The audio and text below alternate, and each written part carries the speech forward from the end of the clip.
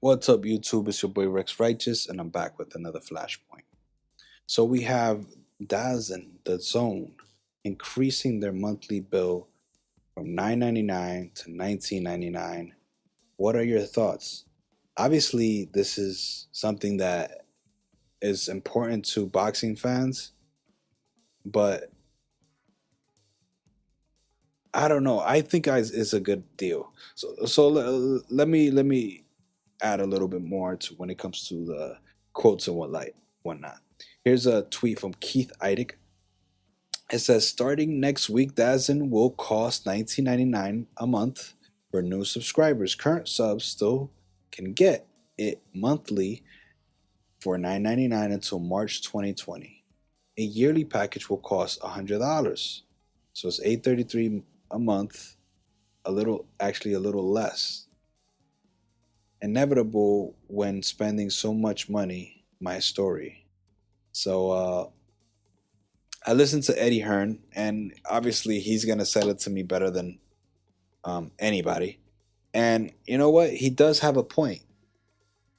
There are people when it comes to these services and stream uh, packages and apps and whatever, they happen to leave a lot. Like Netflix, they get some viewers when a certain show comes on, a certain documentary comes on, but then when it's the summertime or something like that, whatever is going on, you know, people dip out. When it's the winter, of course, everybody's snuggled up with their boo or with their girl or with their man or whoever they choose to be with. And they say, "Yo, I wanna get me some stuff like some Netflix or Hulu or whatever the case may be." But when it comes to DAZN, though, they're putting up the price because they're saying, "Man, there's some months that we have two or three major fights out all at once." Now, I don't know if you guys know this, but Anthony Joshua's fighting in the same month as Canelo and Triple G, if I'm not mistaken, or somebody like that. There's three fights in one month, I think, in the month of April for DAZN. That's pretty big. And if you're only going to be paying $20 for it, you can do $20 one time and get three fights and undercards with them. He made a great point saying that Showtime sometimes they have one-sided fights on their undercards. I don't know if I can agree with that entirely, but a lot of times it does come through like that with when it comes to PBC. Sometimes Top Rank does the same too. They have one-sided fights, and then you're just like, okay, what's going on with the main event? Because these fights aren't as impressive as they used to be when it comes to the undercard. But going back to the 9.99 price tag and how it's going up, I actually think it's not bad. I can't afford a lot of times, Showtime, HBO, all these pay-per-view models and stuff like that. I can't always afford it. I'll be honest with you.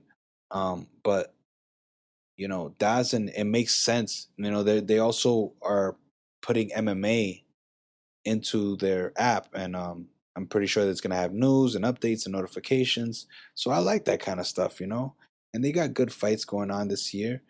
Triple G is down the line, and of course, people know who's being signed, ahead of time, so you know that these people are gonna potentially fight either this year or next year. And if the fight is in September, Triple G versus Canelo, wouldn't you want to pay $9.99 for the fight in September, and then from there on out, just leave it like that all the way to 2020? I mean, you could pay $100 right now, and it gives you a whole year. Like, I don't know, like if I had the money, or if I was willing to invest into it, because obviously I do have the money, but sometimes I don't want to pay. I'm a cheap ass, but I'm willing to think about it. I'm not gonna lie. I'm not gonna lie. There are some people that will understand me when it comes to being cheap, because damn it, I'm not always in front of a TV. If this was the case where I was doing the whole boxing thing full time, of course I would buy it. It would be a no brainer for me to get any of these apps, Top Rank or the Zone. You know, so I think it's a good deal. And $20 for 1 month, and you know that you're gonna get a fight, like, there's no needing to order it that night or blah blah blah. you can get it April 1st. You know, the fight is April 10th or 15th, and you just leave that thing on. You could probably go and replay other fights. Who knows? But I think that the deal is perfect. Now, when it comes to you, what's it called? Buying the whole year, that makes even more sense, but it depends where your money is at. But think about it. Eddie Hearn made a great example. He said they had Pacquiao in January, they had Fury in December, and now they just had Mikey Garcia versus Earl Spence. Now, if you think about all of that at one time, three pay per views at one time, if you calculate all of that from the last 3 months, that's $320. You know what I'm saying?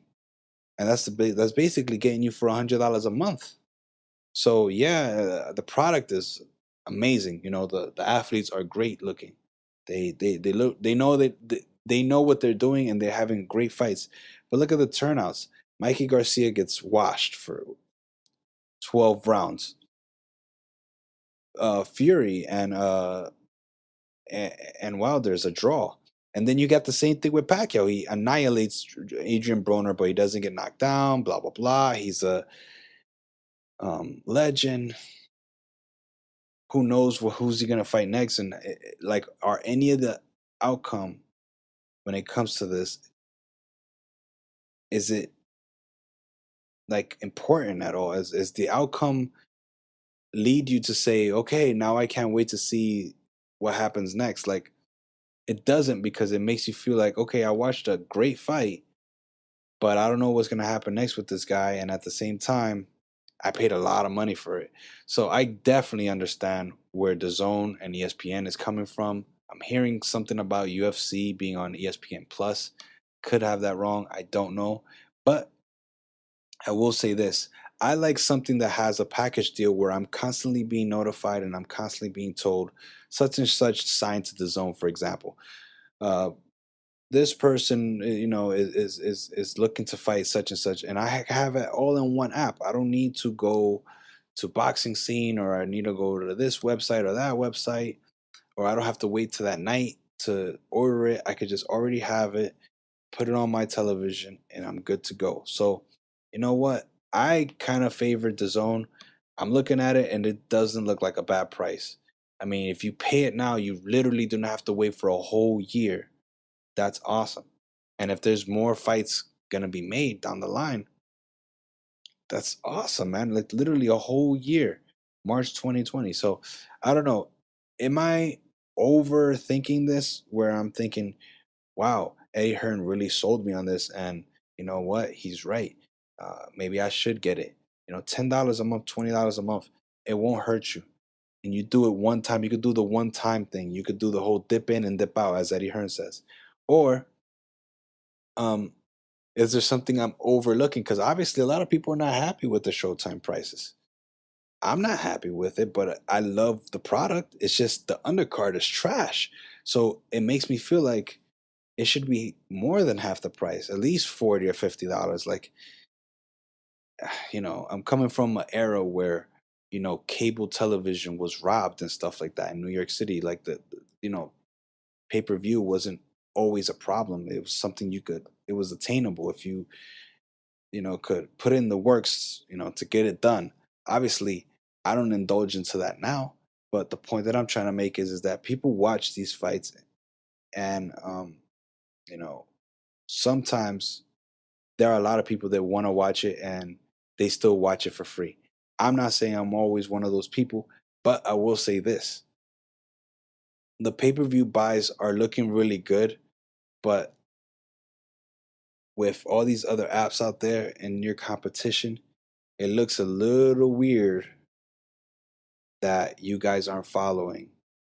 So within the next year, if I don't see something big, whether it's Joshua Wilder or blah blah blah, you know, what is it gonna take? Is it gonna be this thing where it's like, all right, let's get this big bag of money and then we're out? Like, let's retire Showtime boxing. Or are you guys gonna dedicate yourselves to boxing like how I see the zone doing? Because I'm sorry. I've been watching Eddie Hearn talk a lot of garbage on YouTube, but then at the same time, he does it almost every freaking day, and he talks because he wants you to understand that he's about his business, and his dad shows that he cares, you know, about the business. He was in the the promotion scene and all that stuff, and now he's been doing it. So I'm thinking to myself, Eddie Hearn is dedicated to this. He's not leaving. He's not just trying to get some money and bounce. He's trying to do it for real this time. And when it comes to these applications, this is for the hardcores, man. $5 a month with ESPN, that's a good deal. You add that in with $10 a month, uh, up until March 2020, that's $15 a month for some boxing that you get without question. You know, if that's all you watch, you know, whether it's Netflix or whatever, or any of these applications that are free, and then you add that in with your boxing, you got a whole package of all the sports you need right there. So I've ranted for a while now. I want to see what you guys think. I'm out. Let's try to keep boxing alive, yo. Peace.